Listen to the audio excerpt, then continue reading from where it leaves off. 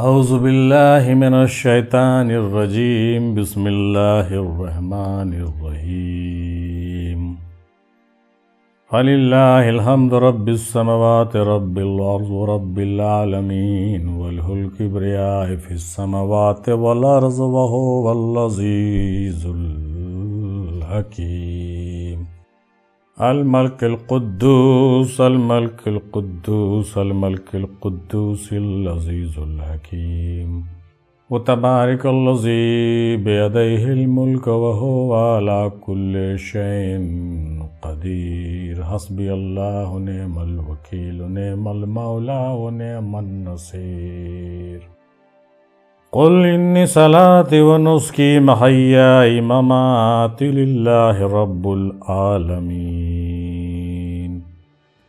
اللهم صل على سيدنا محمد وسيلة عليك وآله وسلم كثيرا كثيرا حرفا حرفا ألفا ألفا دائما أبدا بعدد كل معلوم لك الصلاة والسلام عليك يا رسول الله الصلاة والسلام عليك يا حبيب الله الصلاة والسلام عليك يا نبي الله. سامعین اکرام السلام علیکم ورحمۃ اللہ وبرکاتہ.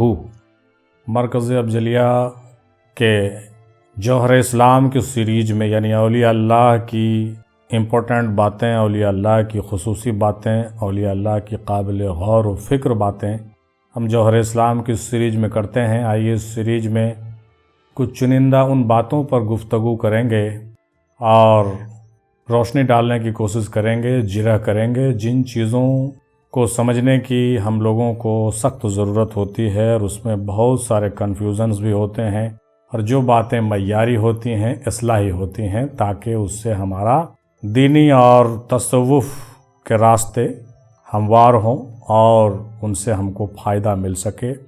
تو آئیے شروع کرتے ہیں اور بغور ان تمام باتوں پر کنسیڈر کرتے ہیں، دیکھتے ہیں کہ کیا کیا باتیں جو ہے ہمارے لیے مفید اور کارآمد ہے. آئیے سب سے پہلے شروع کرتے ہیں مولا علی کے اس قول کے ساتھ. حضرت علی کرم اللہ وجہ علیہ السلام ارشاد فرماتے ہیں کہ جب تمہیں یقین ہے کہ خدا تمہارا ساتھ ہے تو پھر کوئی فرق نہیں پڑتا کہ کون کون تمہارے خلاف ہے. یعنی اگر یقین ہو جائے کہ اللہ آپ کے ساتھ ہیں، آپ کے راستے ٹھیک ہیں، آپ صحیح راستے پر چل رہے ہیں، آپ حق پر ہیں، تو جو لوگ تمہارے خلاف ہو جاتے ہیں ان کی پرواہ کرنے کی کوئی ضرورت نہیں ہے. ان کو خلاف رہنے دیجیے اور آپ اپنے راستے پر چلتے رہیے. کیوں؟ اس لیے کہ اگر آپ اس کو خلاف کے وجہ سے پریشان ہوں گے اور اس کو اپنے راستے پر لانے کا کوشش کرتے رہیں گے اور اس میں وقت برباد کریں گے تو آپ کا راستہ جو ہے کیا ہوگا؟ ڈسٹرب ہوگا اور آپ اپنے راستے سے گڑبڑا سکتے ہیں اور دوسرے راستے پر جا سکتے ہیں. کہیں ایسا نہیں ہو کہ اس تذبذب میں آپ بھی اس راستے پہ چلے جائیں جس راستے پر آپ کا مخالف چل رہا. لہٰذا اس بات کا سب سے پہلے یقین کرنا چاہیے کہ اللہ ہمارے ساتھ ہے، اللہ کے رسول ہمارے ساتھ ہیں، ہمارا پیر ہمارے ساتھ ہے، حق ہمارے ساتھ ہے، عدل و انصاف ہمارے ساتھ ہے، دین کے احکامات ہمارے ساتھ ہیں، اور سارے جو اشارے ہیں، سارے جو باتیں ہیں، ساری چیزیں جو ہے دین اور الوحیت کی آپ سے میل کھاتی ہے. تو پھر آپ اس یقین پر کامل رہیے اور جمے رہیے اور دوسرے کی مخالفت کی پرواہ نہیں کیجیے، بلکہ اس سے آپ کو جو کرنا ہے وہ کریے، اس کے خلاف اترتے رہیے، چلتے رہیے، اور اس کی مخالفت کرنے کی ضرورت پڑے تو جس طریقے سے ضرورت پڑے اس طریقے سے آپ اس کے خلاف رہیے، اس کے فیور ہونے کی کوشش کبھی مت کیجیے. کیونکہ یقین اگر حق پر ہے تو اس حق پر قائم رہیں اور بار بار اس حق کو انالائسس کرتے رہنے کی ضرورت نہیں ہے، کیونکہ بار بار انالائسس کرنے سے آپ کو فرق پڑے گا، مطلب آپ ڈسٹرب ہو جائیں گے. یہ میسج حضرت مولا علی علیہ السلام کا ہے کہ جب تمہیں یقین ہے کہ خدا تمہارے ساتھ ہے، اس بات کا یقین ہو جائے کہ آپ حق پر ہیں، تو پھر کوئی فرق نہیں پڑتا کہ کون تمہارے خلاف ہے اور کون باطل پر ہے.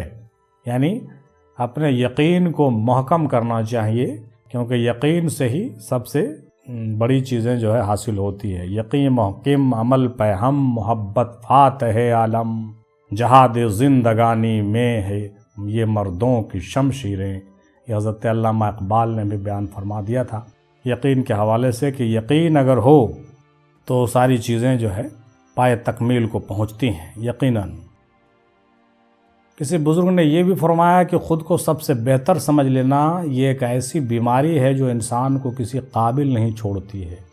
یعنی یہ معاملہ جو ہے ابلیسیت کا ہے۔ ابلیس نے ایسا گستاخی کیا تھا، ابلیس نے یہ چیز اور یہ فیلنگ اس کو ہوئی تھی کہ میں اس سے بیٹر ہوں، میں جو ہے خاک سے بہتر ہوں، میں آتش سے ہوں، آگ سے ہوں، خاک سے میں بالکل بری ہوں اور سینئر ہوں۔ یہ سینئرٹی اس کو لے ڈوبا۔ یعنی خود کو سب سے بہتر سمجھ لینا ایک ایسی بیماری ہے جو انسان کو کسی قابل نہیں چھوڑتی ہے۔ بالکل جس طریقے سے راندے درگاہ کر دیا گیا اس کو، آج ہم لوگ بھی اگر اس مرض میں مبتلا ہو جائیں گے تو یقیناً ہم کسی قابل نہیں رہیں گے، بالکل تہس نہس ہو جائیں گے، برباد ہو جائیں گے، نیست و نابود ہو جائیں گے۔ لہٰذا خود کو سب سے بہتر سمجھنے کی بھول نہیں کرنی چاہیے۔ ہر لمحہ اپنے اوپر غور و فکر بھی کرنا چاہیے اور اپنا محاسبہ بھی کرنا چاہیے، اور خود کو عجز و انکساری کے ساتھ پیش کرنا چاہیے، اور خود کو گناہ گار ہی سمجھنا چاہیے، بدتر سمجھنا چاہیے، بہتر نہیں سمجھنا چاہیے۔ ٹھیک ہے، حق پر ہونا ایک الگ مسئلہ ہے اور خود کو بدتر سمجھنا یہ ایک الگ مسئلہ ہے۔ ایسا نہیں کہ میں بدتر ہوں تو میں حق پر نہیں ہوں، نہیں، میں حق پر ہوں اس بات کا یقین رکھیں گے اور اپنے عجز اور انکساری کا اظہار کریں گے تاکہ ہم سے کوئی تکبر نہ ہو اور ہم بہتر نہیں سمجھیں۔ بہتر مطلب یہ کہ دوسرے سے بہتر، ایسا نہیں کہ ہم خود کو باطل سمجھ لیں اور یہ کہیں کہ صاحب ہم تو باطل پر ہیں تو ہم بدتر ہیں۔ ایسا نہیں ہے، میں حق پر ہوں لیکن سب سے بدتر ہوں، یہ بات سمجھنا ہوگا۔ یہ احساس کمتری میں مبتلا نہیں ہونا چاہیے کہ میں بدتر ہوں اس کا مطلب میں باطل پر ہوں، نہیں، میں حق پر ہوں لیکن اپنے عجز و انکساری کے ساتھ اس بات کو سمجھنا اور خود کو بہتر نہیں سمجھنا، یہ تعلیم ہے تصوف کا۔ کسی صوفی کا قول ہے، دیکھیے، کہتے ہیں کہ کبریا تک پہنچنے کے لیے کبر اور ریا کو نکالنا پڑتا ہے۔ مطلب کبر جو ہے مطلب بڑائی کرنا، تکبر کرنا، اور ریا مطلب دکھاوا کرنا۔ یہ دو چیزیں جو ہے بہت ہی خطرناک چیزیں ہیں تصوف کی راہ میں، راہ سلوک میں۔ یہ جو ہے کبریا تک پہنچنے کے لیے بہت بڑا راستہ مطلب بلاک کرنے والی چیز ہے۔ مطلب یوں سمجھ لیجئے کہ راہ تصوف میں چلنے کے لیے جو سب سے پہلا جو مسئلہ ہم لوگوں کا آتا ہے کہ صاحب نفس امارہ سے گزرنا پڑے گا، تو نفس امارہ میں یہ سب بڑے بڑے پیلرز ہیں۔ میرا خیال ہے کہ کبر اور ریا جو ہے، حسد اور بغض وغیرہ جو ہے، یہ ساری چیزیں، حالانکہ کچھ لوگ کہتے ہیں کہ یہ اور آگے چل کر کے دوسرے نفوس میں پائے جاتے ہیں، لیکن میرا یہ ماننا ہے کہ نہیں، یہ سارے چیزیں جو ہے نفس امارہ کی ہی پیلرز ہیں اور ساری نفس امارہ کے ہی بڑے بڑے جو ہے مرحلے ہیں۔ ان چیزوں سے اگر کوئی نکل جائے تو سمجھ لیجئے کہ وہ نفس امارہ سے آگے بڑھے گا، تبھی جا کر کے وہ جو ہے لوامہ، ملہمہ اور پھر مطمئنہ میں جائے گا۔ تو ہم سمجھتے ہیں کہ کبر اور ریا جو ہے یہ بہت بڑا حصہ ہے نفس امارہ کا۔ برائی تو اپنے جگہ پر برائی ہے، لیکن کبر ہونا مطلب گھمنڈ اور تکبر رکھنا کسی بات کا، یہ تو بہت بڑا مسئلہ ہے۔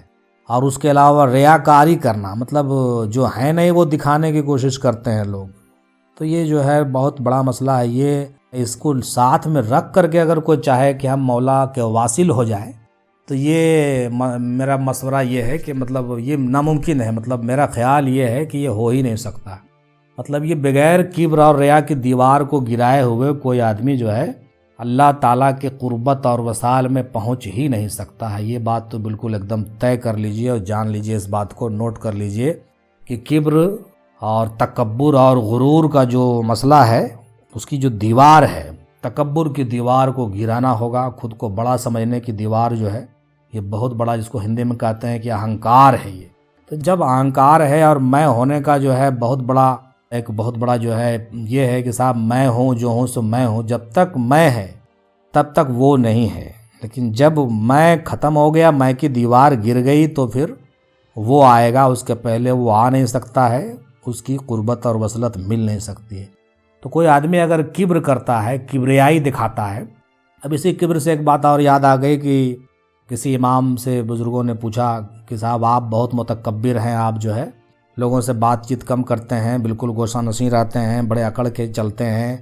امام جعفر صادق علیہ الصلوۃ کا یہ جو ہے شاید واقعہ ہے کہ وہ ان سے پوچھا گیا کہ آپ جو ہے اس طرح سے کیوں پیش آتے ہیں؟ تو انہوں نے کہا کہ بھائی دیکھو، تم سے غلط فہمی ہوئی ہے، تم ایسا مت سمجھ لینا، میں متکبر نہیں ہوں اور میرے دل میں جو ہے کوئی غرور اور تکبر استغفر اللہ نہیں ہے، لیکن تم کو ایسا لگ رہا ہے تو تمہاری یہ جو ہے غلط فہمی ہے۔ دراصل کیا ہے کہ میں اس کبریا کی کبریائی میں مست رہتا ہوں، اس لیے میں جو ہے اس طرح سے آپ کو لگتا ہے کہ میں پیش آ رہا ہوں، لیکن حقیقت یہ ہے کہ وہ تمہاری غلط فہمی کی وجہ سے میرے اندر تم کو کبر دکھ رہا ہے، لیکن وہ کبر نہیں ہے، بلکہ وہ ایک طرح کا کہیے کہ کبریا کی کبریائی میرے اندر جھلک رہی ہے، چھلک رہی ہے۔ مطلب ہم اس کے راہ میں بالکل کھوئے ہوئے ہیں اور گم ہیں، مست ہیں، فنا ہو گئے ہیں، تو ہمارے وجود سے اس کی تجلی کا ظہور ہوتا ہے تو تم کو لگ رہا ہے کہ ارے یہ تو بہت متکبر ہے۔ میں متکبر نہیں ہوں، استغفر اللہ، لیکن کیا ہے کہ میں جو ہے اس کے ساتھ ہوں، اور اس کے ساتھ ہونے کی وجہ سے مطلب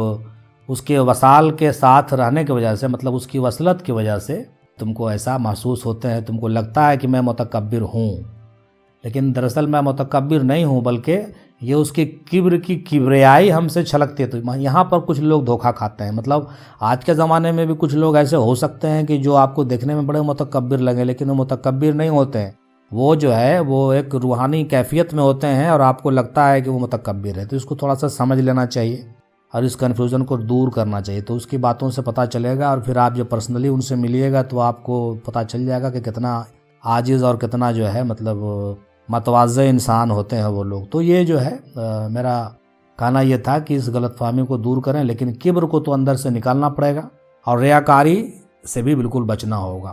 ریاکاری تو بہت بری چیز ہے، دکھانے کی کوئی بات ہی نہیں ہے، نہ کوئی عبادت، نہ کوئی ریاضت، نہ کوئی معاملہ۔